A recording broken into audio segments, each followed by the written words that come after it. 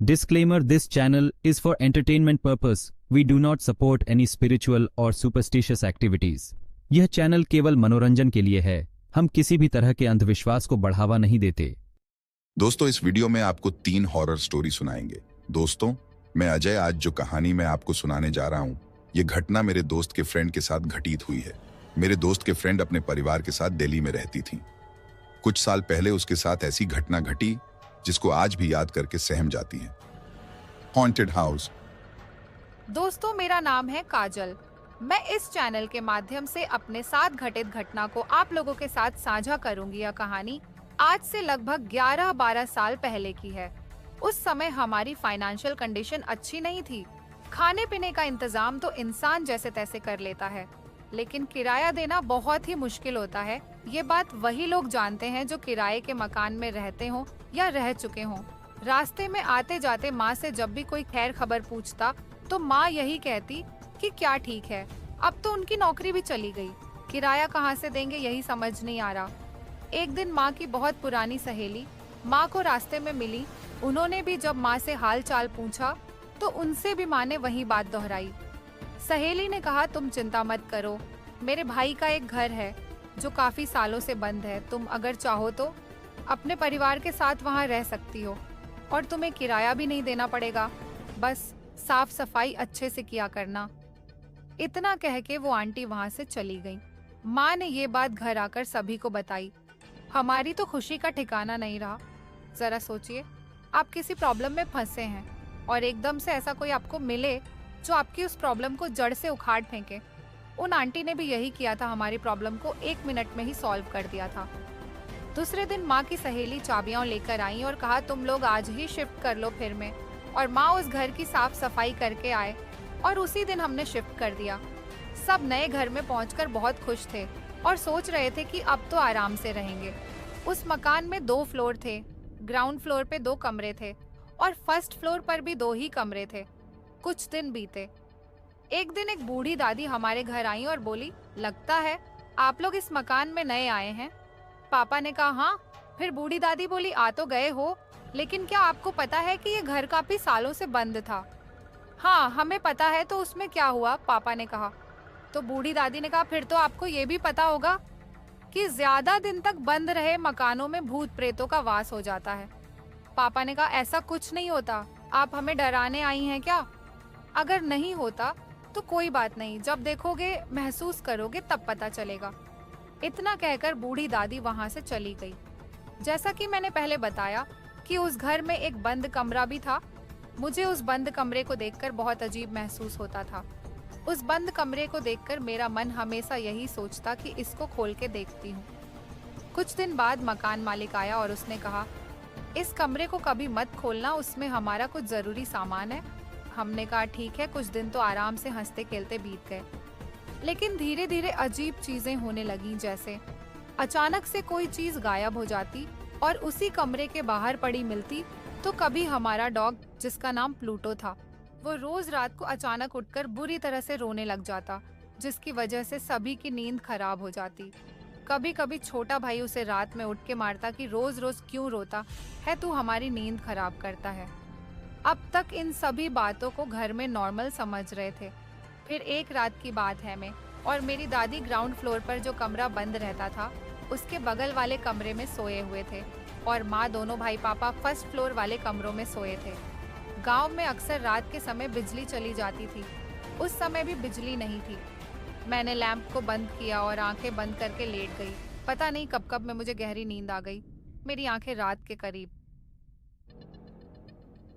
1:35 बजे किसी आवाज के कानों में पड़ने से खुली। मैंने देखा दादी गहरी नींद में सोई हैं। कमरे में चारों तरफ अंधेरा ही अंधेरा है। बाहर वाइपर, जो वॉशरूम की दीवार से सटा हुआ रखा था, जोर जोर से दीवार में लग रहा था। उसके दीवार में लगने से पटपट की तेज आवाजें आ रही थी और सामने खूंटी पे टंगा हुआ शीशा भी वाइपर की ही तरह बार बार दीवार में लग रहा था। हैरत की बात तो ये थी कि उस समय हवा नाम मात्र के लिए भी नहीं चल रही थी। उन आवाजों को सुनकर मुझे ऐसा लग रहा था जैसे मेरे सीने पे कोई बहुत ज्यादा बोझ की चीज रखी हो। उस बोझ की वजह से मुझे ऐसा लग रहा था मानो अभी मुझे दिल का दौरा पड़ने वाला हो। अभी शीशा और वाइपर की आवाजें बंद नहीं हुई थीं कि कमरे के दरवाजे पे किसी के पंजों से खुरचने की डरावनी आवाज, जैसे कोई लोहे के नुकीले पंजों से दरवाजे को अभी थोड़ी ही देर में उखाड़ लेगा। उन पंजों की आवाज को सुनकर मेरा क्या हाल हुआ आप अंदाजा भी नहीं लगा सकते। फिर मैंने हिम्मत करके दादी को जगाया और बाहर होने वाली आवाजों के बारे में बताया। दादी थोड़ा ऊंचा सुनती थी, तो उनको समझने में थोड़ी देर लगी कि आखिर हो क्या रहा है, मैं इतनी डरी हुई क्यों हूँ। जैसे मैंने बाहर होने वाली आवाजों के बारे में दादी को बताया, दादी ने कहा माँ पापा को आवाज लगाओ जैसा दादी ने कहा। मैंने वैसा ही किया। ऊपर सब गहरी नींद में सोए थे, इसलिए मेरे बहुत सारी आवाजें लगाने के बाद मेरी आवाज सबने सुनी और सब नीचे की ओर दौड़ पड़े। इतने में बिजली आ चुकी थी और वो आवाजें भी बंद हो चुकी थी। पापा ने पूछा क्या हुआ। मैंने गुस्से में कहा आप तो बिल्कुल ही भूल गए कि आपकी एक औलाद नीचे भी सोई है। सब चुप रहे। मैंने फिर गुस्से में कहा मैंने कितनी आवाजें लगाई, मेरी जान चली जाती, तब अच्छा होता क्या आपके लिए। फिर माँ ने मेरे सर पर हाथ फेरते हुए मुझे सीने से लगा लिया और पूछने लगी क्या हुआ। फिर मैंने सारा कुछ जो अभी थोड़ी देर पहले मेरे साथ घटा सब कह सुनाया। माँ और पापा ने कहा तुमने कोई डरावना बुरा सपना देखा होगा जिसे देखकर तुम बहुत ज्यादा डर गई हो। कह के सब ऊपर सोने चले गए। मैं भी अपने आप को यह समझाकर कि शायद बुरा सपना ही था सो गई। अभी मैं पूरी तरह से सोई भी नहीं थी कि फिर से वही दरवाजे को उखाड़ लेने वाली दहशत से भरी लोहे के पंजों जैसी आवाज फिर से होने लगी। अब की बार तो ऊपर भी सभी जाग रहे थे, सोए नहीं थे, और उन आवाजों को अब की बार सभी सुन रहे थे। वो सब अब की बार मेरे आवाज लगाने से पहले ही नीचे आ गए और कहा हम सब तो तुमने बुरा सपना देखा समझ रहे थे, लेकिन इस घर में कुछ तो जरूर है। मुझसे कहा अब तुम हमारे साथ ऊपर आके सो जाओ, और सुबह होते ही हमने उस घर को खाली कर दिया। लोग बताते हैं कि उस घर में अब कोई नहीं रहता। रात में उस घर से अजीब अजीब आवाजें आती हैं। तो ये थी मेरे साथ घटी घटना की सच्ची कहानी। कुछ लोग ऐसी चीजों को मानते नहीं हैं। पहले मैं भी नहीं मानती थी, लेकिन उस दिन के हादसे ने मुझे भूत प्रेत जैसी चीजों को मानने पर मजबूर कर दिया, और ये मान लिया कि इस दुनिया में अगर भगवान है तो शैतान भी है। लेकिन मैं एक बात जरूर कहूंगी कि हमेशा भगवान में विश्वास रखो, तो ये चीजें आपका कुछ नहीं बिगाड़ सकती। तो दोस्तों ये थी पहली कहानी। अब बढ़ते हैं दूसरी कहानी की तरफ। 4 दोस्तों की डरावनी कहानी। कुफरी में स्कीइंग का लुफ्त उठाने और पूरा दिन मौज मस्ती करने के पश्चात कुमार, कामना, प्रशांत और पायल शाम को शिमला की ओर BMW में जा रहे थे। सर्दियों के दिन, जनवरी का महीना, शाम के 6 बजे ही गहरी रात हो गई थी। गोल घुमावदार रास्तों में अंधकार को चीरती पेड़ों के झुरमुट के बीच कार चलती जा रही थी। सैलानी ही इस समय सड़कों पर कार चलाते नजर आ रहे थे। टूरिस्ट टैक्सियां भी वापस शिमला जा रही थी। कुफरी की ओर इक्का दुक्का कारें ही जा रही थी। बातों के बीच चारों शिमला की ओर बढ़ रहे थे। लगभग आधा सफर कट गया था। कार स्टीरियो की तेज आवाज में हंसी ठिठोली करते हुए, सफर का आनंद उठाते हुए समय का पता नहीं चल रहा था। झटके मारते हुए कार क्यों चला रहे हो? प्रशांत ने झटकती हुई कार में झूलते हुए कुमार से पूछा। प्रशांत भाई, मैं तो कार ठीक चला रहा हूँ, मालूम नहीं ये अचानक से झटके क्यों खा रही है? कुमार ने झटके खाती कार को संभालते हुए कहा। कार को थोड़ा साइड करके देख लेते हैं, हो सकता है कि डीजल में कचरा आ गया हो। थोड़ी रेस देकर देखता हूँ कि कार रिदम में आ जाए। कुमार ने क्लच दबाते हुए कार का एक्सीलेटर दबाया, लेकिन कोई खास कामयाबी नहीं मिली। कार झटके खाती हुई रुक गई। अब क्या करे? चारों के मुख से एक साथ निकला। सभी सोचने लगे कि काली रात के साए में कुछ भी नजर नहीं आ रहा था। सोने पे सुहागा तो धुंध ने कर दी थी। धीरे धीरे धुंध बढ़ रही थी। ठंडक भी धीमे धीमे बढ़ रही थी। कार सड़क की एक साइड पर खड़ी थी। इक्का दुक्का कार, टैक्सी आ जा रही थी। प्रशांत बाहर निकलकर मदद मांगनी पड़ेगी। कार में बैठे रहने से कुछ नहीं होगा। कार तो हम चारों का चलाना आता है, लेकिन कार के मैकेनिक गिरी में चारों फेल है। शायद कोई कार या टैक्सी से कोई मदद मिल जाए, कहकर कुमार कार से बाहर निकला। एक ठंडे हवा के तेज झोंके ने स्वागत किया। शरीर में झुरझुरी सी फैल गई। प्रशांत भी कार से बाहर निकला। पायल और कामना कार के अंदर बैठे रहे। ठंड बहुत अधिक थी। दिल्ली निवासियों कुमार और प्रशांत की झुरझुरी निकल रही थी। दोनों की हालात दयनीय होने लगी। थोड़ी देर खड़े रहे तो हमारी कुल्फी बन जाएगी, कुमार ने प्रशांत से कहा। ठीक कह रहे हो, लेकिन कर भी क्या सकते हैं? प्रशांत ने जैकेट की टोपी को ठीक करते हुए कहा, लिफ्ट मांगकर शिमला चलते हैं, कार को यहीं छोड़ते हैं, सुबह शिमला से मैकेनिक ले आएंगे। कुमार ने सलाह दी। ठीक कहते हो। रात का समय था, गाड़ियों की आवाजाही नगण्य थी। काफी देर बाद एक कार आई। उनको कार के बारे में कुछ नहीं मालूम था, वैसे भी कार में 5 सवारियां थीं। कोई मदद नहीं मिली। 2-3 कारें और आई, लेकिन सभी में पूरी सवारियां थीं। कोई लिफ्ट न दे सका। एक टैक्सी रुकी। ड्राइवर ने कहा, जनाब मारुति, होंडा, टोयोटा की कार होती तो देख लेता, ये तो BLW है, मेरे बस की बात नहीं है। एक काम कर सकते हो, टैक्सी में एक सीट खाली है। पति पत्नी कुफरी से लौटकर शिमला जा रहे हैं, उनसे पूछ तो एक बैठकर शिमला तक पहुंच जाओगे, वहां से मैकेनिक लेकर ठीक करवा सकते हो। टैक्सी में बैठे पति पत्नी ने इजाजत दे दी। कुमार टैक्सी में बैठकर शिमला की ओर रवाना हुआ। प्रशांत कार में बैठ गया। प्रशांत, पायल और कामना बातें करते हुए समय व्यतीत कर रहे थे। धुंध बढ़ती जा रही थी। थोड़ी देर बाद प्रशांत पेशाब करने के लिए कार से उतरा। कामना, पायल कार में बैठे बोर हो गई थी। मौसम का लुत्फ उठाने के लिए दोनों बाहर कार से उतरी। कपकपाने वाली ठंड थी। कार में बैठो, बहुत ठंड है, कुल्फी जम जाएगी। प्रशांत ने दोनों से कहा, बस 2 मिनट मौसम का लुत्फ लेने दो, फिर कार में बैठते हैं। पायल और कामना ने प्रशांत को कहा, भूतिया माहौल है, कार में बैठते हैं, प्रशांत ने कहा। प्रशांत की बात सुनकर पायल खिलखिलाकर हंस दी। भूतिया माहौल नहीं, मुझे तो फिल्मी माहौल लग रहा है। किसी भी फिल्म की शूटिंग के लिए परफेक्ट लोकेशन है। काली अंधेरी रात, धुंध के साथ सुनसान पहाड़ी सड़क, हीरो हीरोइन का रोमांटिक मूड, सेंसुअस सॉन्ग। कौन सा गीत याद आ रहा है? तुम दोनों गांव, मेरा रोमांटिक पार्टनर तो मैकेनिक लेने गया है, कामना ने ठंडी आह भरकर कहा। तीनों हंस पड़े। तीनों अपनी बातों में मस्त थे। उनको मालूम ही नहीं पड़ा कि कोई उनके पास आया है। एक शख्स जिसने केवल टी-शर्ट पैंट पहनी हुई थी, प्रशांत के पास आकर बोला, आपके पास क्या माचिस है? इतना सुनकर तीनों चौंक गए। जहां तीनों ठंड में कांप रहे थे, वहीं वह शख्स केवल टी-शर्ट और पैंट पहने खड़ा था। कोई ठंड नहीं लग रही थी उसे। प्रशांत ने उसे ऊपर से नीचे तक गौर से देखकर कहा, आपको ठंड नहीं लग रही क्या? उसने प्रशांत के इस प्रश्न का कोई उत्तर नहीं दिया, बल्कि बात करने लगा। आप भूतिया माहौल की अभी बातें कर रहे थे। क्या आप भूतों में विश्वास करते हैं? क्या आपने कभी भूत देखा है? नहीं, दिल्ली में रहते हैं, न तो कभी देखा है और न कभी विश्वास किया है भूतों पर। प्रशांत ने कहकर पूछा, क्या आप विश्वास करते हैं? हम पहाड़ी आदमी हैं, हर पहाड़ी भूतों को मानता है, उनका अस्तित्व होता है। उस शख्स की भूतों की बातें सुनकर कामना और पायल से रहा नहीं गया। उनकी उत्सुकता बढ़ गई। भाई, कुछ बताओ भूतों के बारे में, फिल्मी माहौल हो रखा है, कुछ बात बताओ। उस शख्स ने कहा, देखिए, हम तो मानते हैं, आप जैसा कह रहे हैं कि शहरों में भूत नजर नहीं आते, हो सकता है नजर नहीं आते होंगे, मगर पहाड़ों में तो हम अक्सर देखते रहते हैं। कहां से आते हैं भूत और कैसे होते हैं, कैसे नजर आते हैं? प्रशांत ने पूछा। उस शख्स के हाथ में सिगरेट थी। वह सिगरेट को हाथों में घुमाता हुआ बोला, भूत हमारे आपके जैसे ही होते हैं, वे रोशनी में नजर नहीं आते हैं। होते कौन है भूत, कैसे बनते हैं? पायल ने पूछा। यहाँ पहाड़ों के लोगों का मानना है कि जो अकस्मात किसी दुर्घटना में मौत के शिकार होते हैं या फिर जिनका कत्ल कर दिया जाता है, वे भूत बनते हैं। उस शख्स ने कहा। क्या वे किसी को नुकसान पहुंचाते हैं, मारपीट करते हैं? प्रशांत ने पूछा। अच्छे भूत किसी को कुछ नुकसान पहुंचाते हैं। अच्छा, मैं चलता हूं, सिगरेट मेरे पास है, आपके पास माचिस है तो दीजिए, सिगरेट सुलगा लेता हूं, उस शख्स ने कहा। प्रशांत ने लाइटर निकालकर जलाया। उस शख्स ने सिगरेट सुलगाई।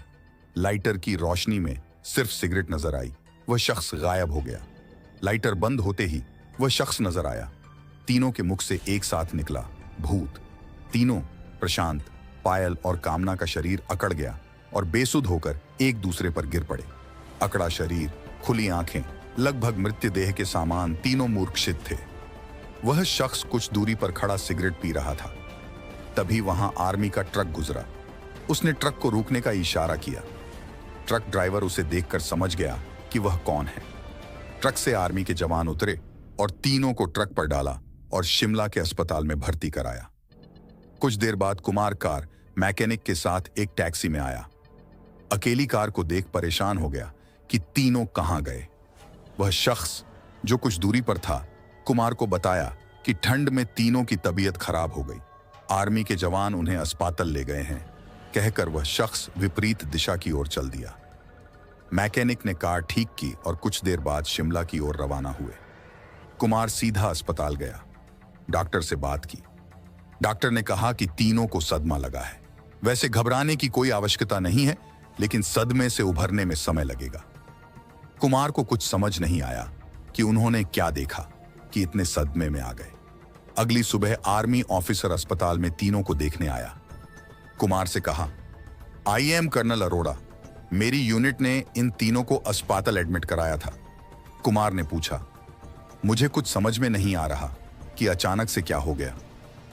कर्नल अरोड़ा ने कुमार को रात की बात विस्तार से बताई कि वह शख्स भूत था जिसे देखकर तीनों सदमे में चले गए और बेसुध हो गए।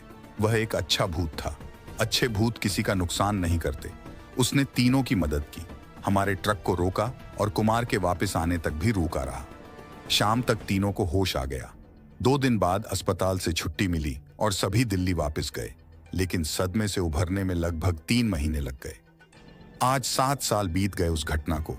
चारों कभी भी घूमने रात को नहीं निकलते। नाइट लाइफ बंद कर दी। घर से ऑफिस और ऑफिस से घर, बस यही रूटीन है उनका। उस घटना को याद करके आज भी उनका बदन ठंडा होने लगता है। तो ये थी चारों दोस्तों की कहानी। तो चलिए तीसरे कहानी की तरफ बढ़ते हैं। अपने आप चलने वाला जहाज। रोमानिया के ताल्पा गांव के एक किसान की लड़की इलियनोर जुगुन अपनी दादी के घर, जो बुहाई में था, जाने के लिए रवाना हुई। रास्ते में उसे सड़क के किनारे कुछ सिक्के पड़े मिले। 11 साल की उस लड़की ने वे सिक्के उठा लिए और उनसे बुहाई में मिठाई खरीदी और खा गई। जब वह अपनी 105 वर्षीय दादी के पास पहुंची और उसे यह सब बताया तो वह नाराज हो गई।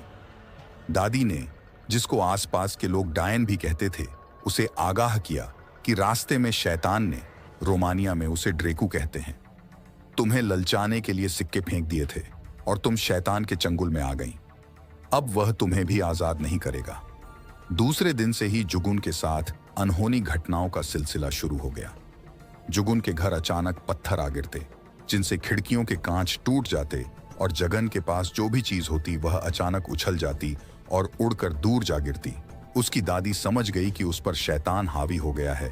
उसने उसको तुरंत उसके घर ताल्पा भेज दिया, लेकिन वहां भी अनहोनी घटनाओं का सिलसिला बंद नहीं हुआ।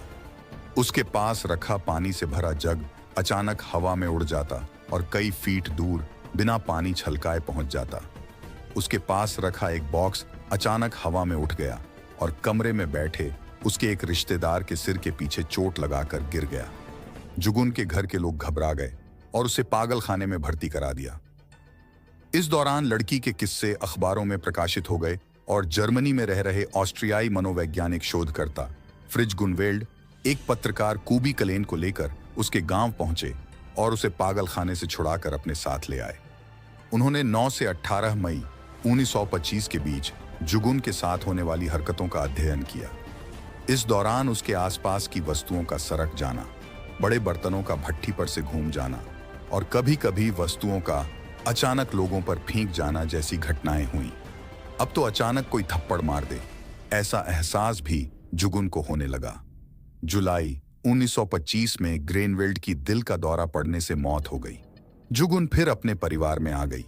उसके साथ उसके परिवार वाले चिंता में पड़ गए। लेकिन कुछ ही साल बाद वियना की एक औरत, जिसने वर्षों तक मनोवैज्ञानिक अनुसंधान किए थे, की दिलचस्पी जुगुन में जागी और सितंबर 1925 को वह उससे मिलने आई। उसने खुद उसके पास रहकर उन अनहोनी घटनाओं को देखा और जनवरी 1926 में वह उसे वियना में अपने फ्लैट पर ले गई। वियना की वह औरत, जो विसिलिको काउंटेस थी, उसने जुगुन के मामले पर 1926 में पुस्तक लिखी थी। उसने लिखा था कि एक बार जब मैं अपने कमरे में आई तो जुगुन मेरे पीछे थी। मैंने अचानक देखा कि खिड़की में से कोई छाया धीरे धीरे सरक कर अंदर आ रही है। फिर मैंने किसी के गिरने की आवाज सुनी। मैंने देखा कि कमरे में एक छोटा सा बॉक्स पड़ा है जिसमें पादरियों के पहनने के टोप भरे हैं। उन्हीं में से कुछ टोप बाहर भी बिखरे पड़े थे, लेकिन मुझे नहीं पता कि वह आए कहां से थे। ऐसे ही एक समय जब जुगुन अपने हाथ में बिल्ली लिए किताबों की अलमारी के पास खड़ी थी तो मैंने देखा कि उसको पीछे से घेरे हरे रंग की छाया निकलकर हमारी टेबल पर गिर रही है। वहां मुझे टीन बॉक्स दिखाई दिया। मुझे ध्यान आया कि वह तो कमरे में दूसरी तरफ पड़ा था। म्यूनिक के डॉक्टर हंस रोजेनबुश ने जुगुन की जांच पड़ताल की। उसने बाद में दावा किया कि लड़की झूठी है और वह जो कुछ करती है वह काउंटेस की मदद से करती है। इससे वियना में हंगामा हो गया। एक अन्य डॉक्टर हैरी प्राइस ने भी जांच पड़ताल की और उसने कहा कि इन अनहोनी घटनाओं का सिलसिला तब भी जारी रहा जब काउंटेस मौजूद नहीं थी और जुगुन को बंद कमरे में रखा गया था। इस पर वियना के कई प्रमुख वैज्ञानिक और डॉक्टर उसकी जांच पड़ताल में जुटे और उन्होंने माना कि जुगुन की उपस्थिति में ही अनहोनी घटनाएं होती हैं। काउंटेस ने रोजेनबुश पर मानहानि का मुकदमा किया, हालांकि वह तकनीकी कारणों से खारिज हो गया। यह विवाद शायद आगे भी चलता, लेकिन 1927 के 14वें जन्मदिन के बाद जब उसे पहली माहवारी हुई तो इन अनहोनी घटनाओं का सिलसिला बंद हो गया। इसके बाद वह रोमानिया में हेयर ड्रेसर का काम करने लगी और उसके साथ कई अनहोनी घटनाओं के किस्से वर्षों तक लोगों में चर्चा का विषय बने रहे। अमेरिका में प्रेतों से अभिशप्त कई मकान हैं, जहां लोग प्रेतों के भय से रहना ही नहीं चाहते। ऐसे प्रेतों से अभिशप्त न जाने कितने मकान आज भी खाली पड़े हैं। ऐसा ही एक मकान है जिसे 18वीं सदी में वर्जीनिया के एक व्यक्ति ने बनाया था। कई वर्षों तक उस भव्य मकान में लोग चैन से जीवन बिता रहे थे, लेकिन एक रात उनके जीवन में एक भयानक चीख ने अशांति पैदा कर दी।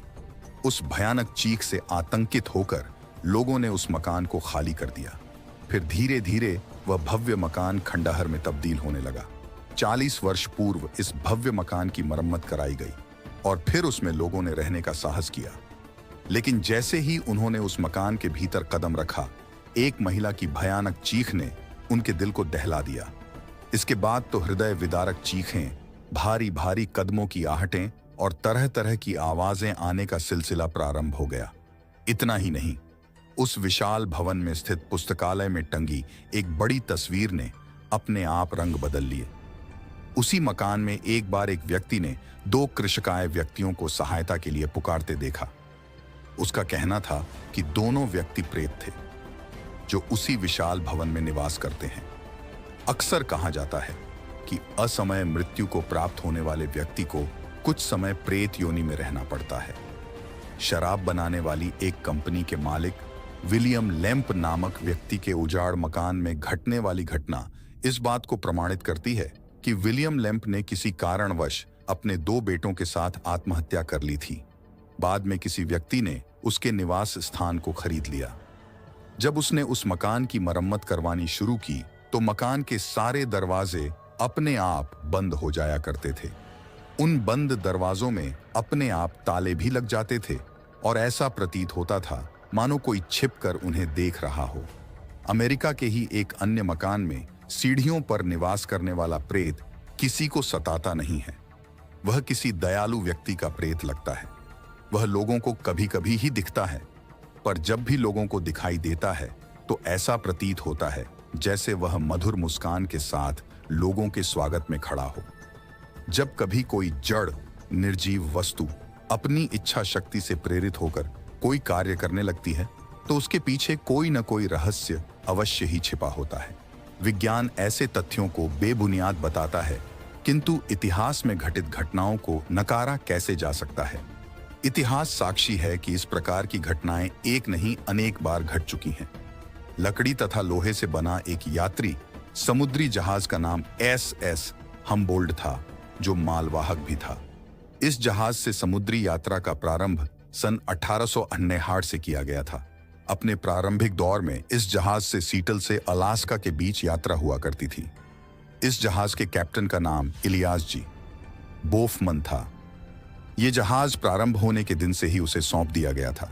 कैप्टन बोफमन ने अपना समुद्री जीवन भी हम्बोल्ट से ही आरंभ किया था।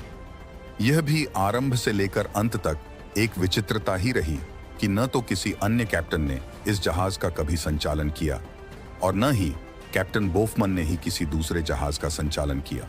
कुछ दिनों तक यह जहाज सीटल और अलास्का बंदरगाह के बीच चलने के बाद प्रशांत महासागर के उत्तर पश्चिमी बंदरगाहों के बीच भी चलने लगा। कालांतर में कई बार जीर्ण क्षीर्ण अवस्था में पहुंच जाने के कारण इस जहाज को विघटित कर देने पर भी विचार किया गया, परंतु कैप्टन बोफमन के शालीन विरोध के कारण इस जहाज को विघटित नहीं किया जा सका। अपना जल जीवन उसी जहाज से शुरू करने के कारण कैप्टन बोफमन का इस जहाज से खास लगाव था। सन 1934 में कैप्टन बोफमन ने जब नौकरी से अवकाश ग्रहण किया, तब हमबोल्ट को विघटित करने के लिए भेज दिया गया, क्योंकि किसी भी अन्य कैप्टन ने इस जर्जर हो चुके जहाज का कार्यभार स्वीकार कर खतरा मोल लेना उचित नहीं समझा। अवकाश प्राप्त करने के बाद 8 अगस्त 1935 के दिन कैप्टन बोफमन का कैलिफोर्निया में जिस समय निधन हुआ, ठीक उसी समय वहां से लगभग 650 किलोमीटर दूर पेड़ों बंदरगाह पर खड़े हमबोल्ट जहाज के लंगर अपने आप खल गए और यह उत्तर दिशा की ओर कैलिफोर्निया के लिए अपने आप रवाना हो गया। इस जहाज को पेड़ों बंदरगाह पर विघटित करने के लिए लाया गया था और वहीं लंगर डालकर इसे खड़ा कर दिया गया था। अपने आप चलने वाले इस जहाज को देखकर पेड़ों बंदरगाह पर मौजूद लोग आश्चर्यचकित रह गए थे, क्योंकि बिना चालक के ही यह जहाज अपनी दिशा में बढ़ने लगा था।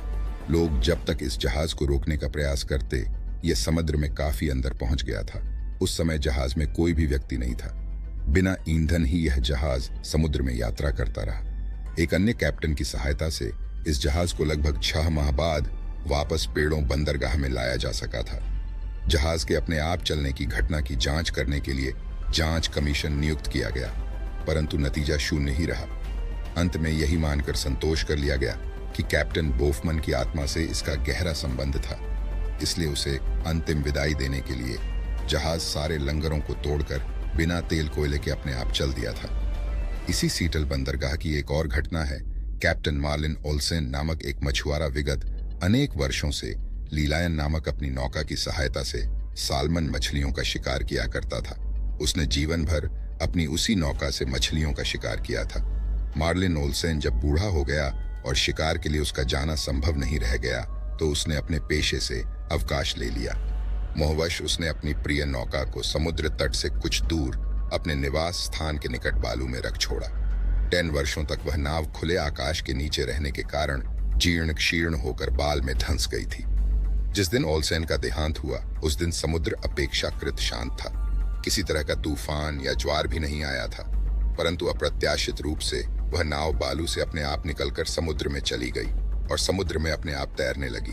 3 दिनों तक वह नाव बिना किसी नाविक के समुद्र में घूमती रही और उसके बाद आयरलैंड के तट के निकट उस स्थान पर जाकर खड़ी हो गई जहां ओल्सेन को दफनाया गया था। समुद्र में लहरें आती रहीं, किंतु वह नाव बिना किसी सहारे के उसी स्थान पर 12 वर्षों तक खड़ी रही। ठीक 12 वर्षों के बाद उसी दिन जिस दिन ओल्सेन का देहांत हुआ था, वह नाव पुनः समुद्र के रास्ते स्वयं ही चलकर उस स्थान पर पहुंच गई जहां ओल्सेन ने उसे रखा था। इस घटना के बाद लोगों ने देखा कि ओल्सेन का ताबूत उसी नाव के बीच में रखा था, जबकि ओल्सेन को आयरलैंड के निकट दफनाया गया था।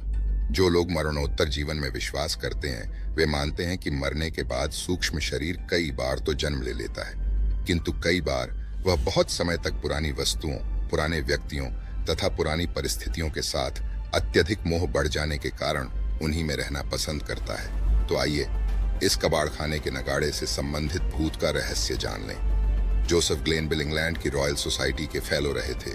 वे एक प्रामाणिक और सम्मानित नागरिक थे। उन्होंने अपने एक संस्मरण में इस घटना का उल्लेख किया है। जोसेफ के अनुसार इंग्लैंड के विल्टशायर नामक स्थान पर नियुक्त एक न्यायाधीश की अदालत में एक विचित्र केस आया। हुआ यह कि एक अर्धविक्षिप्त सा व्यक्ति कहीं से एक पुराना नगाड़ा खरीद लाया। नगाड़ा क्या खरीद लाया, वह उसे सड़क पर खड़ा होकर विचित्र ढंग से बजाता, भीड़ इकट्ठी करता और पैसे बटोरता था। पुलिस ने उसे रास्ता रोकने और अवांछनीय भीड़ एकत्रित करने के आरोप में पकड़कर नगाड़े सहित उक्त अदालत में प्रस्तुत किया। अदालत ने उसे सिर्फ चेतावनी भर देकर छोड़ दिया और साथ ही उसके पुराने कबाड़खाने के नगाड़े को जब्त करने के आदेश भी प्रदान किए। पागल सा लगने वाला वह व्यक्ति वहां से भाग खड़ा हुआ तथा नगाड़े को कौतूहलवश पुलिस ने न्यायाधीश महोदय के घर पर पहुंचा दिया, जहां उसे निरर्थक समझकर एक फालतू स्थान पर पटक दिया गया। जिस दिन नगाड़ा न्यायाधीश महोदय के घर पहुंचा, तभी से भूत के उपद्रव शुरू हो गए। फिर क्या था, किवाड़ों को खटखटाना, छत पर धमा चौकड़ी मचाना, आंगन में उछल कूद करना जैसी आम घटनाएं निरंतर होने लगी। काफी तलाश करने पर भी कोई दिखलाई नहीं देता था।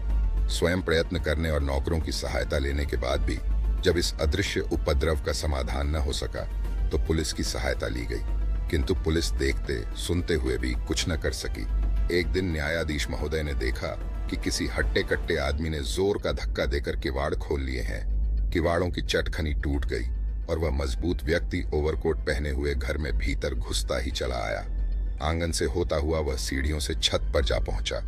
आश्चर्य की बात यह थी कि घर वालों को ओवरकोट तो आंखों से दिख रहा था, किंतु उसे पहनने वाले के हाथ, पैर, चेहरा आदि सब कुछ नदारद था।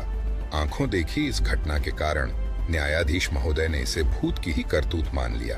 अब वे इसका समाधान ढूंढने लगे। जब न्यायाधीश महोदय ने काफी प्रयत्न किया तो एक कोने में कबाड़ खाने का वह नगाड़ा ही उन्हें संदेह की ओर ले जाता नजर आया, जिसे एक विक्षिप्त व्यक्ति द्वारा छीना गया था। आखिरकार उन्होंने उस नगाड़े को वहां से हटवा दिया। जब से नगाड़ा वहां से हटाया गया तभी से भूत के उपद्रव भी समाप्त हो गए। इतना ही नहीं, उस पागल व्यक्ति का भी पता लगाया गया तो झांत हुआ कि वह सदा से ही विक्षिप्तावस्था में नहीं था। सस्ता माल देखकर जब न्यायाधीश महोदय ने काफी प्रयत्न किया तो एक कोने में कबाड़ खाने का वह नगाड़ा ही उन्हें संदेह की ओर ले जाता नजर आया, जिसे एक विक्षिप्त व्यक्ति द्वारा छीना गया था। आखिरकार उन्होंने उस नगाड़े को वहां से हटवा दिया। जब से नगाड़ा वहां से हटाया गया तभी से भूत के उपद्रव भी समाप्त हो गए।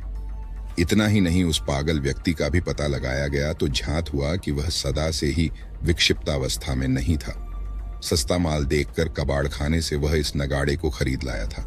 जिस दिन से उसने यह खरीदा था तभी से पागल होकर भीड़ इकट्ठी करने लगा था। जिस दिन से यह नगाड़ा जब्त किया गया वह पुनः सामान्य स्थिति में पहुंच गया और मोक्सन के घर में भी शांति छा गई। इस प्रकार समझा गया कि नगाड़े के असली मालिक की प्रेतात्मा भूत बनकर अपनी प्रिय वस्तु नगाड़े से चिपक रही है और वह जहां पर भी पहुंचा उपद्रव निश्चित रूप से हुए। तो दोस्तों, ये थी आज की कहानी। तो इन तीनों में से सबसे अच्छी कहानी कौन सी लगी हमें कमेंट में जरूर बताएं और वीडियो को लाइक और चैनल को सब्सक्राइब करें ताकि हम आपके लिए ऐसी ही वीडियो लाते रहेंगे। धन्यवाद।